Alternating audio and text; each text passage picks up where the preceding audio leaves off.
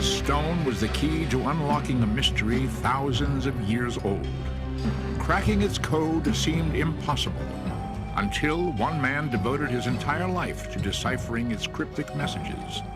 Next, on Ancient Mysteries.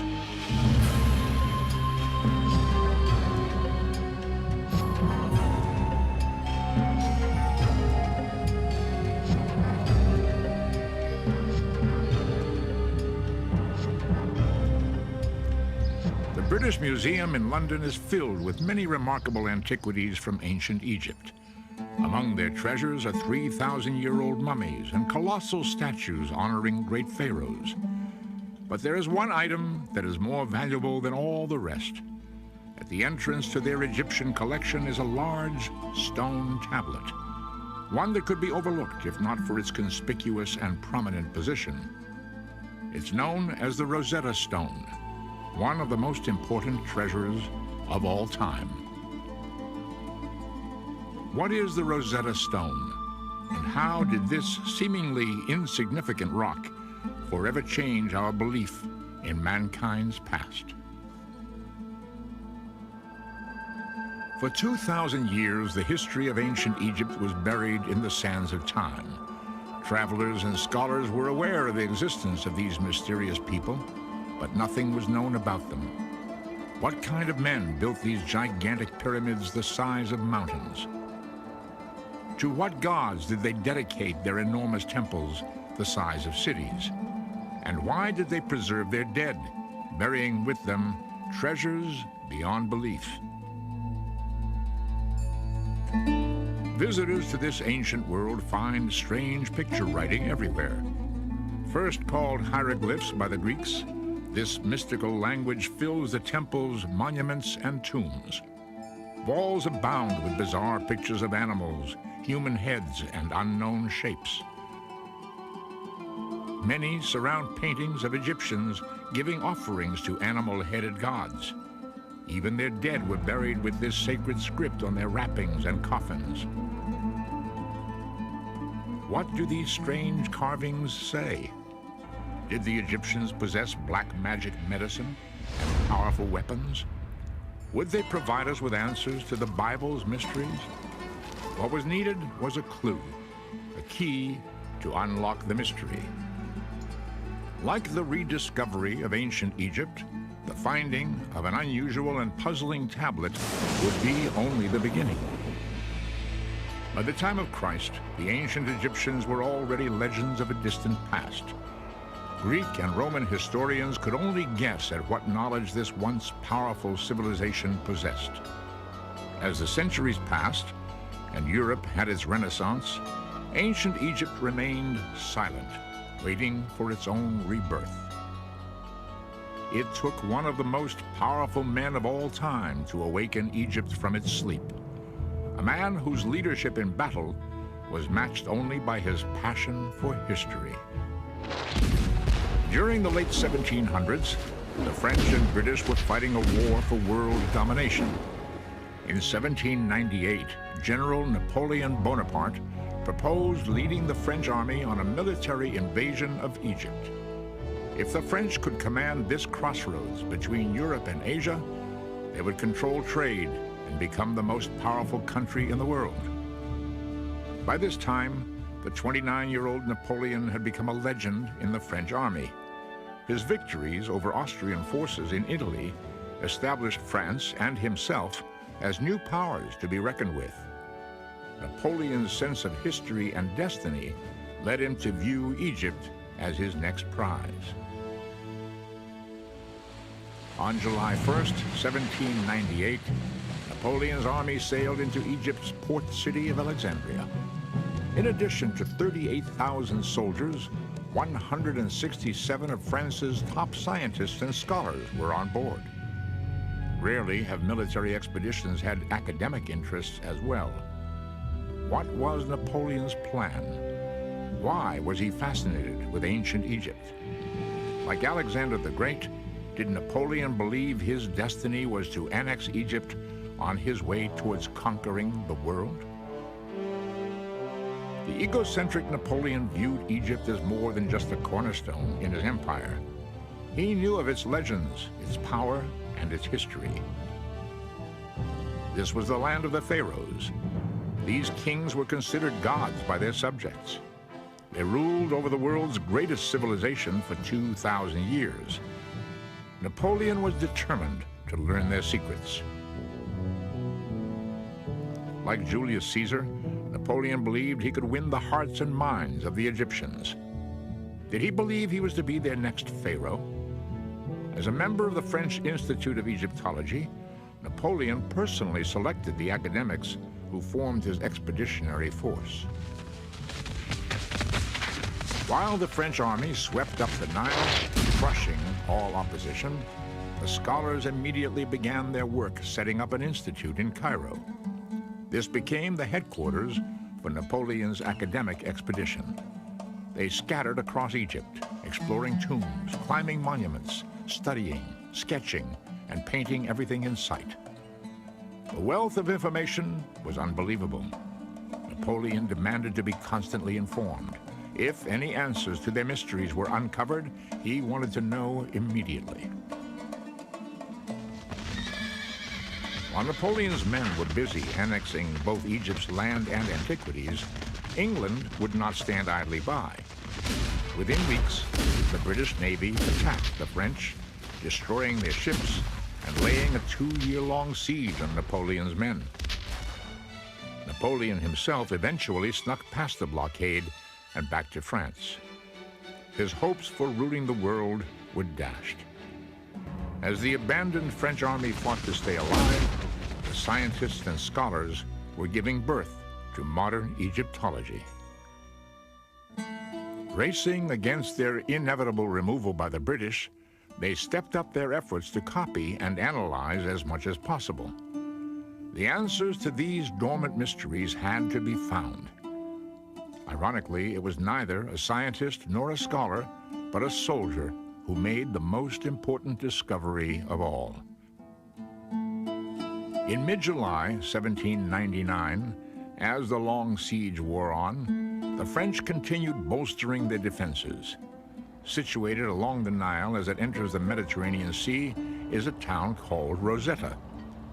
In order to rebuild the town's old Arabic fort, men under the command of Lieutenant Pierre Bouchard started to reconstruct the walls. Arabs commonly took material from ancient temples and used them in their own buildings. Unnoticed in these walls, buried since the time of the pharaohs, was a large stone tablet. While the soldiers tore down the fort's walls, the tablet was stumbled upon. Immediately, the soldiers noticed something strange and potentially valuable. Carved on this dusty stone were 3 types of writing: Greek, a common Egyptian script called demonic, and hieroglyphs. The stone was a kind of magical discovery, and I think it is a piece of extraordinary luck that whoever was there had the perspicacity and the interest to say, gosh, what have we got here? Could be important, key to the hieroglyphs. One can imagine that a less well-informed officer might have said, it's just an old stone, build it into the fort. People have often said, thank God it was a French officer, not a British officer, because, they were perhaps a little more intellectually minded. Dubbed the Rosetta Stone, it measured 3 feet 9 inches high and 2 feet 4 inches wide. It weighed nearly 1,500 pounds. French General Jacques Menu ordered it sent to the Institute in Cairo to have the Greek translated. What did it say? Could the Greek be used to translate hieroglyphs? The discovery caused an immediate sensation. The Greek language was understood, so scholars quickly translated the text. It was a decree honoring a Greek pharaoh, Ptolemy V, on his 1-year anniversary. In exchange for services rendered by him benefiting Egypt, plaques were to be placed in temples throughout the land. It was known the Greeks had ruled Egypt from 300 BC until the decades before Christ. How did this tablet survive for over 1,800 years. Did others exist? The actual wording seemed unimportant until the last line was read. This decree shall be inscribed on a stela of hard stone in sacred and native and Greek characters. All three scripts said the same thing. The news spread quickly back to Europe. This stone offers great interest for the study of hieroglyphic characters. Perhaps it will even give us the key at last. Courrier de l'Égypte, August 1799. The Rosetta Stone would not stay in French hands long. The British siege was soon to tighten, forcing the French to surrender. How did a French general try to hide the stone and prevent the British from taking possession? During negotiations, English military officers demanded the stone. Did they believe the translated hieroglyphs would reveal military secrets? Would this stone be the voice to end ancient Egypt's long silence?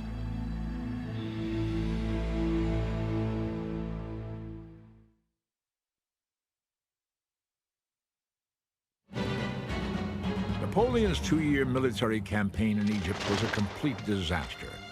Over 9,000 men were killed, and the French Navy was decimated by the British.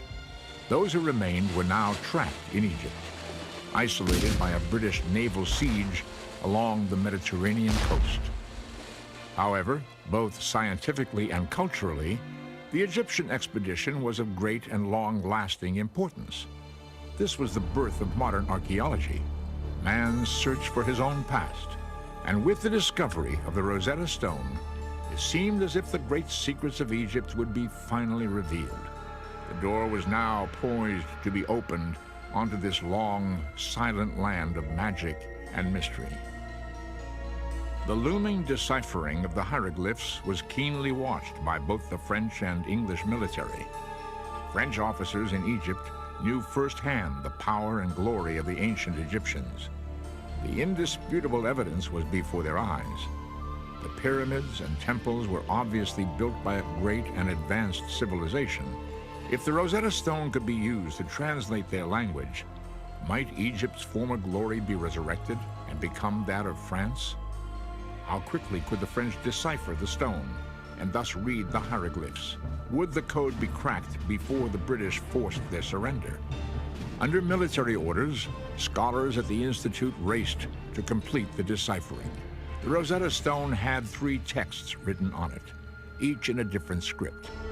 Reading top to bottom, they were hieroglyphs, demonic, and Greek.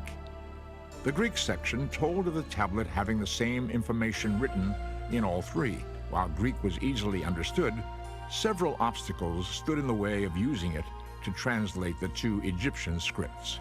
First and foremost, nobody had been able to speak or read either Egyptian language for almost 2,000 years.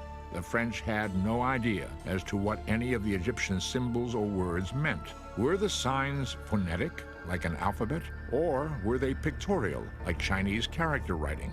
Without any clues, they had to start from scratch.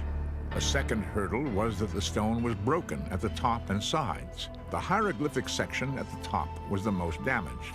Only 14 lines of text existed. The demonic section in the middle had all of its 32 lines of text, but was broken along the right side. The Greek section consisted of 54 lines.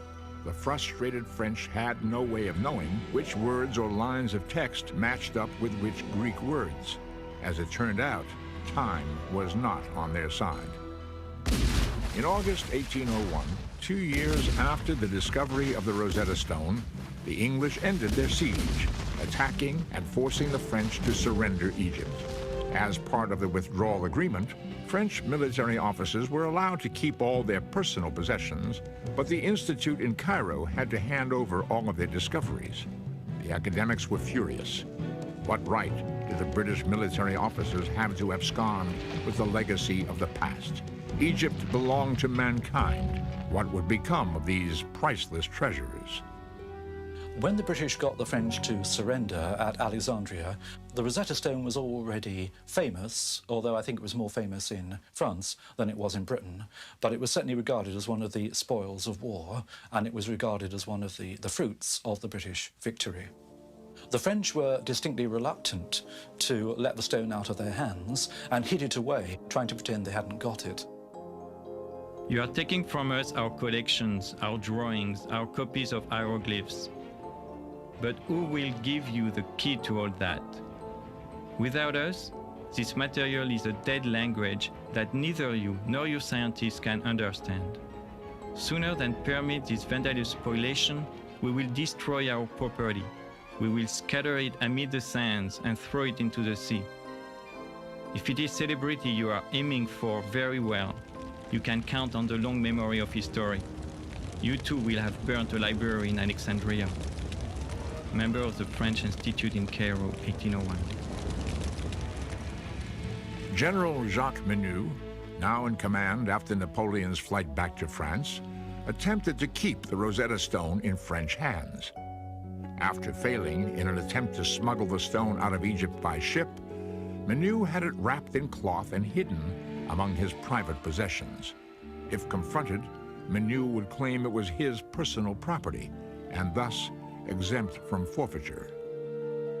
Knowing the French would try to slip the Rosetta Stone out of the country, the British military brought in William Hamilton from Greece to Egypt. He had an eye for the antiquities of the world. While in Greece, he was instrumental in acquiring the Elgin marbles from the Parthenon in Athens. The British knew he would not leave Egypt without more treasures for the king. Hamilton and the British military suspected Menu of hiding the stone. When confronted at his home in Alexandria, Menu protested vigorously his right to keep the stone, but the British officers were insistent. At the point of a gun, Menu agreed the French were on the losing end of this battle. Rather than destroy the stone, Menu agreed the British were stronger and had won the right to this most valuable of trophies. William Hamilton confirmed the stone was authentic, and the British Army finally took possession of their prize. The Rosetta Stone was immediately shipped back to England, arriving in February 1802. England now had the key, but the French had made copies. The race began in earnest now to see who would decipher its cryptic mysteries first. With all the power and riches of Egypt at hand, fame and glory was destined to the man who found the key. As nations watched, top scholars battled each other to be the one who opened the door. How did bitter rivalries develop between friends? Who were the men who tried and failed to crack the code? Would the Rosetta Stone ever reveal its answers? While ancient Egypt was being rediscovered by the French and English, significant events were unfolding in other parts of the world.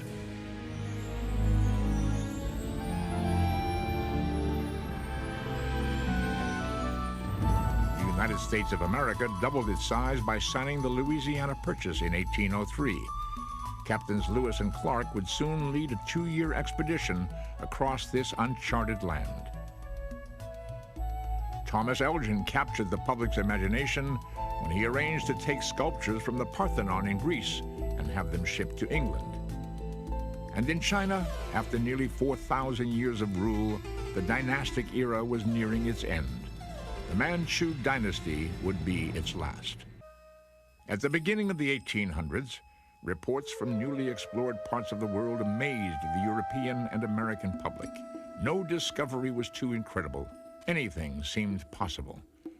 As news of Egypt's wealth of wonders began to circulate, the fascination for all things Egyptian became insatiable. There was a feeling that the hieroglyphs contained secrets about the gods, the universe, astronomy, that were simply not known to ordinary people. There was curiosity right from the start because the things are so obvious and so pictorial. And above all, because they've been associated with the temples, the priesthood, there was a feeling that they had to contain mysteries. that hieroglyphs weren't just ordinary writing, that there you had a civilization that, if only you could crack the mystery, would tell us things that nobody had ever thought of. And now, with the key to the Egyptian language in hand, all eyes turned towards the decoding of the Rosetta Stone. After arriving in London in 1802, copies of the Rosetta Stone's text began to spread to universities throughout Europe. The deciphering race was beginning to develop into the world's greatest detective mystery. Its answers were destined to change our views on religion, science, and history. How would our beliefs in the Bible be affected? What magical medicines and technologies were going to be discovered? How did such an advanced civilization perish? As language specialists first began to study the relationship between the three scripts, no clear pattern was evident. The broken stone seemed to prevent any ability to match words and sentences. Not one hieroglyphic word or phrase could be positively identified. How was this seemingly impossible task going to be accomplished? What should their first steps be? Desperate for any clues, scholars dug into the past for help. The earliest account of the Egyptian language is a Greek book written by Horapollo. Said to be an Egyptian priest, he wrote extensively on the usage and meaning of the hieroglyphs. His 5th century BC book, Hieroglyphica, became the cornerstone of future beliefs. Horapollo wrote of 189 different hieroglyphic signs. With each one, he detailed their description and mythological meaning. While he discussed specifics on individual signs, Horapollo never combined them to form sentences or paragraphs. While many of his findings were correct, his work also contained errors. Horapollo tells us things that actually are true, but he tells us things for quite the wrong reason. So he says, for example, that in Egyptian hieroglyphs, the word for mother is written with a vulture. That happens to be true. But he then explains that in nature, there are no male vultures. All vultures are female. And there's a great mystery here. Now, later on, as people started to look at the natural world and spotted indeed that there were vultures that were male and female, poor old Horapollo got discredited. So the truth he was telling us got thrown out with the mystical verbiage that he dressed it in. Scholars attempting to decipher the Rosetta Stone also consulted historians' findings from the Middle Ages. As Europe entered its Renaissance, religious influence supported the idea that the hieroglyphs held answers to biblical mysteries. People start to interpret ancient Egypt entirely through the Bible. So they look at the pyramids and say, the pyramids are not just ordinary tombs for ordinary kings. They are the granaries that Joseph, in the Bible, put up to collect the grain during the 7 good years in preparation for the 7 years of famine that were going to follow. So the mystery is kept, but it's always filtered through the idea that it reflects a story in the Bible. Scholars also reviewed the work of German mathematics professor Athanasius Kircher. He became the recognized authority on hieroglyphs during the mid-1600s. Like Horapollo before him, Kircher described each hieroglyph as representing an idea or concept. Unlike Horapollo, Kircher began to combine them into words and phrases. Furthermore, Kircher simply made up imaginary translations. His fanciful readings led even the Pope to believe he could actually read the Egyptian language. Over a century later, at the time of Napoleon's expedition, Kircher's studies were still widely held as true. What the first scholars attempting to decipher the Rosetta Stone found in past fact and fiction was the commonly held belief that hieroglyphs were pictorial, similar to Oriental character writing. Each hieroglyph represented a word or idea. It wasn't until these past theories were abandoned that the Rosetta Stone would finally reveal its clues. In 1802, Sylvestre de Sacy of France and Johann Åkerblad of Sweden were the first to throw out the ideas of the past and try a fresh approach. They looked at Egyptian hieroglyphs and said, other civilizations write in perfectly normal ways. I don't see why the Egyptians have to be different. They looked also at other documents from Egypt, not simply temples and obelisks and hieroglyphs, but things on papyrus, paper documents. And they said rightly, look, the Egyptians had perfectly good ways of writing perfectly ordinary, everyday letters. Maybe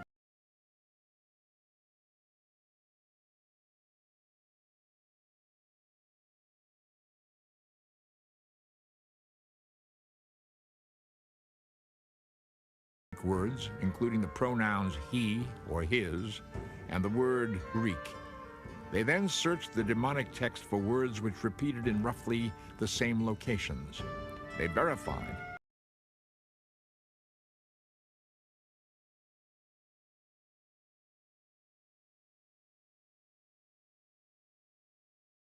was to begin to prove that the script was not just a symbolic script, that there were signs that meant individual letters, stood for individual letters.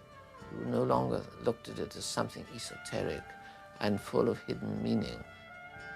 Although their first step at translating the demonic text was somewhat promising, Disasi and Akerblad gave up, having failed to crack the hieroglyphic code. 3 years after the Rosetta Stone's discovery, opening the window onto Egypt's secrets was proving to be far more complex than anyone had thought.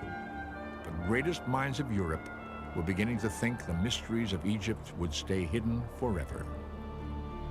Following Disasi and Akerblad's attempt, more than a decade passed without any further serious efforts. Although the public's fascination with ancient Egypt continued to grow, the Rosetta Stone was all but forgotten. For those thinking of trying to decipher the hieroglyphs, the failure of Disasi and Akerblad proved an intimidating legacy. there was a feeling, as with most decipherments, that it's a big prize but also a big risk. You could end up covering yourself with glory, and you could end up making a really big fool of yourself. Now, scholars are by temperament rather cautious. And it takes a certain kind of person to say, I don't care if I make a fool of myself, I'm going to have a go at this. Up next, the race heats up again as a wealthy scientist from England battles a young, obsessed French scholar to find the key. Meet the British genius who decided to spend his summer vacation decoding the Rosetta Stone.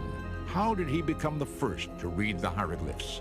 Also, discover the legend surrounding a sorcerer's prediction that a small-town boy would be the one to bring light to the past.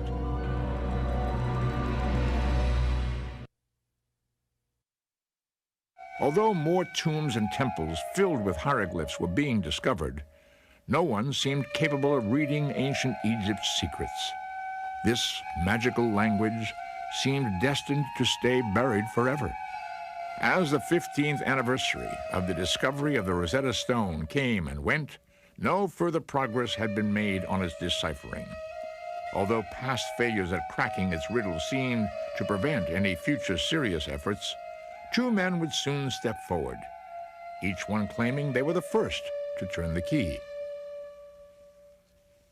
In the summer of 1814, a 41-year-old physician, physicist, and linguist from London took a copy of the Rosetta Stone to his country home. He decided to spend his summer vacation mulling over its puzzle. This time, the Rosetta Stone would begin to speak. Thomas Young was one of the most remarkable people that Britain has ever produced. If you do a list of his achievements, it is quite amazing. He looked at the question of light and how that works, and he comes up with the wave theory of light, which is the foundation of a lot of modern physics. He is interested in the human eye. He's interested in how it sees color. He's interested in perception. And his notions of the human eye are at the basis of a lot of modern optics. This man was probably the most brilliant problem solver that Britain has ever produced. Young felt much of the mysticism surrounding ancient Egypt was nonsense. He did not believe secrets to the universe were going to be discovered. What attracted him to the Rosetta Stone was that it was a problem, an unsolved mystery, and he wanted a chance to crack it. Young began by concentrating on the words graphically. He located lines in the Greek text which had words occurring more than once. He then attempted to find lines in the demonic text, which had groups of symbols repeated these same numbers of times. Using this matching system, Young was systematically able to identify 86 demonic translations, including the words king, Ptolemy, and Egypt. Where de Sacy and Ackerblad had stopped, Young's initial success led him to continue his efforts. Egyptologists had long been fascinated by the hieroglyphs that were surrounded by ovals. Called cartouches, they seemed to be placed strategically in and around the temples and tombs. A few Egyptologists had begun to speculate that a cartouche contained the name of a pharaoh or member of the royal family. Young used this knowledge to work on the theory that the cartouches on the Rosetta Stone would contain the name Ptolemy. The tablet was honoring him, so his name should be in the cartouches in the hieroglyphic section. Young further surmised that because Ptolemy was a Greek name, the Egyptians would have to write his name phonetically. If the hieroglyphs were pictorial, they would not contain symbols for foreign names or words. 4 years after he began, Young correctly matched the Greek letters in the name Ptolemy with the hieroglyphs inside one of the cartouches. In 1818, he was the first one to cause the stone to speak. The hieroglyphic section had spoken its first word, Ptolemy. While his success was beginning to garner the public's attention, across the English Channel in France, another man had already been obsessed with the deciphering of the Rosetta Stone. A man Young would initially encourage and then later regret having helped at all. Thomas Young's work was well known, not only in England, but also in other countries. What's more, he sent copies of his work to various scholars up and down the continent, and particularly to Paris. And copies of Young's work were sent to Sylvestre de Sacy. One day, de Sacy showed a copy of Young's work to a young Frenchman, and the name of the Frenchman was Jean-François Champollion. Jean-François Champollion's destiny seemed tied to the Rosetta Stone from birth. French legend describes how his bedridden mother was visited by a sorcerer months before Jean-François was born. Looking into the eyes of this sickly woman, the sorcerer saw the past being connected with the future. He predicted this woman's unborn son would be the one to bring light onto the centuries of the past. Champollion was born in Figeac, France, 1790, to a small-town bookseller. When he was 11 and living in a boarding school in Grenoble, news of Napoleon's expedition to Egypt captured the imagination of France. Champollion's older brother, Jacques-Joseph, read tales of Egypt's glories and mysteries to his younger brother. When the younger Champollion received a copy of the Rosetta Stone from a cousin who had traveled to Egypt as part of the expedition, he was hooked. Young Jean-François made it his goal to read the hieroglyphs, and that, of course, meant cracking the Rosetta Stone. All his early training was devoted with that in mind.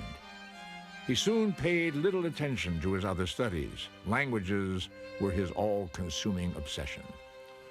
His studies became focused on Oriental and Middle Eastern languages, especially Coptic.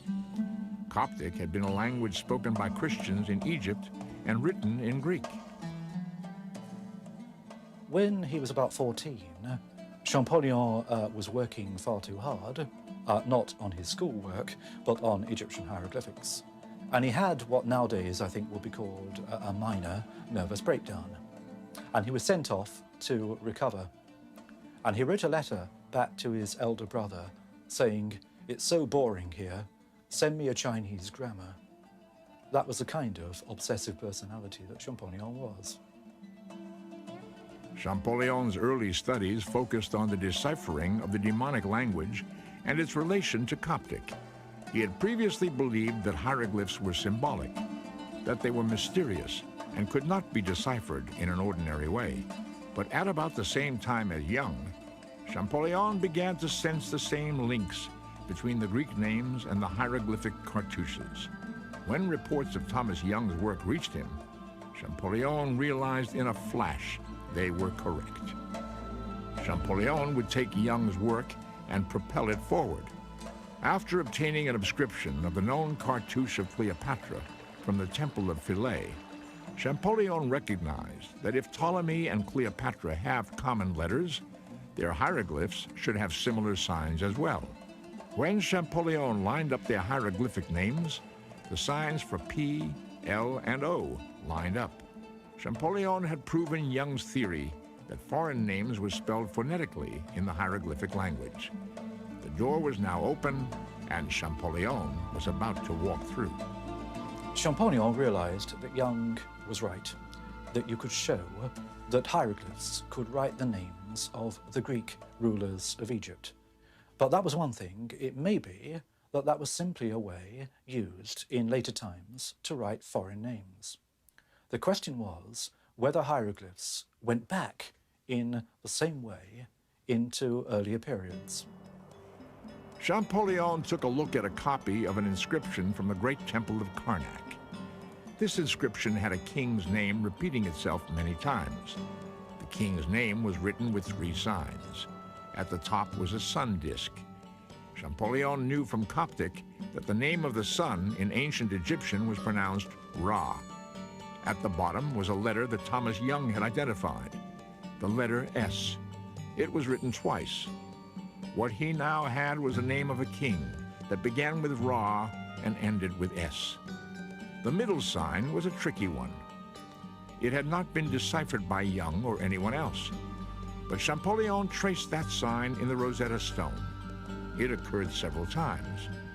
Whenever it occurred, the corresponding Greek translated into the idea of birth or being born. Champollion knew the Coptic for to give birth was Mise. So there he had a king's name, beginning with Ra, the middle is Mise, and the end is S.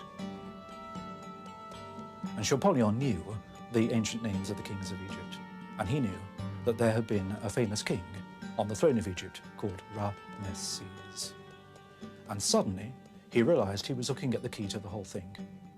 The knowledge of Coptic, the alphabet deciphered by Thomas Young, plus his immense knowledge of ancient Egypt, gave one the decisive breakthrough.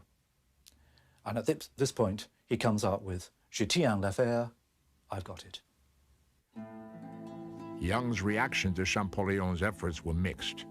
He was happy to see someone moving along his work, but he was enraged by Champollion's refusal to give him any credit. Champollion may have had the same ideas, but his work was not published. Young's was. When Champollion finally did publish his results, he became the talk of Paris. All of France celebrated the fact that a Frenchman had deciphered the hieroglyphs first. But Champollion couldn't be bothered with such controversy. His tremendous work ethic only grew as his efforts continued with astounding tenacity and speed. He was now determined to compile a complete list of all pharaohs and the dates they held power. By 1824, Champollion had built a hieroglyphic alphabet containing 21 letters. All of Champollion's work was done sitting behind a desk, using copies of inscriptions others had provided. What would happen when he traveled to Egypt and looked at the hieroglyphs firsthand? Could he really make the hieroglyphs speak? What would they finally say?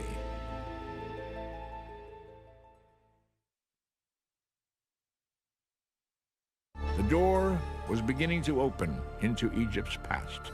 The Rosetta Stone was finally proving to be the key to unlocking the hieroglyphs. But what did they say? What secrets and mysteries would be revealed?